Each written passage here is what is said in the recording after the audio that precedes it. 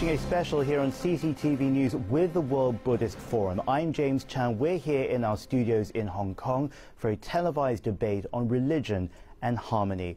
Well, today, with the emergence and expansion of unprecedented challenges from global climate change to global financial systems, conflicts and crises are popping up all over, but today, particularly in the Islamic world, where socio-political tensions are omnipresent over in the Middle East and also in North Africa. But of all the world's major faiths, be they Judaism, Christianity, Islam or Buddhism, the one message they share in common is peace. Time and again, religious workers and religious leaders have proven themselves to be key actors in civil society. And today we're going to ask them about the role of religion and whether it has any relevance on this new decade or this new century. Joining us here for that, we have a truly fantastic panel. The Venerable Jin Yin from the Chinese Cultural Research Institute at Nanjing University. Also, Dr. Mustafa Ceric, Grand Mufti of Bosnia, and also Professor Ian Torrance, President of Princeton Theological Seminary.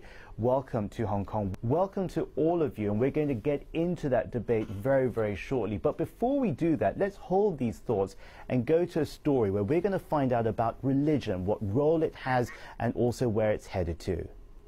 Unceasing regional conflicts and terrorist attacks, a global financial crisis, and growing disparity between the rich and the poor. All this seems to be driving the world into a state of anxiety. Given the circumstances, it's no surprise that the World Buddhist Forum has become an increasingly important platform. This year's theme, Common Aspirations and Actions Towards a Harmonious World, is pushing eminent religious scholars to work hand in hand towards durable peace and common prosperity. But while social and political tensions surface once again in the Middle East, religion is often blamed as an obstacle to peace. Many neglect the fact, however, that the world's major religions all have a significant emphasis on unity. It's possible that personal inner peace could serve as a solid foundation for this. A love of virtue, a quest for holiness, and the belief that virtue and holiness are possible may be a powerful way to end violence and conflict. True religion should not be a cause for war, but serve as a door out of history's cycle of violence.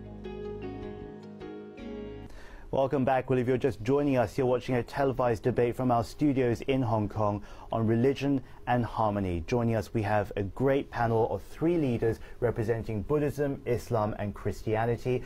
But when we see you and when we look at you, we see not just three leaders from three different faiths, but of course your faiths in themselves collectively represent literally billions of people in our world today. Venerable Jin Yin, I want to begin with you. We heard just there about the social, political, economic problems, even cultural, that have been brought about by globalization. When you think about that, and when you think about Buddhism, do you think that religion has any role to play today? Very important role to play. All the problems closely relate to each individual. And the problem of each individual deeply rooted in the human mind. Buddhism have rich resources to study of the mind. As a matter of the fact, Buddhism is a science of the mind. Try to help people to understand their mind, try to analyze their mind, awaken their mind, eventually transform their mind. I want to turn also to the Grand Mufti of Bosnia. You've heard just there what Venerable had to say in the context of Buddhism and in the context of today's challenges.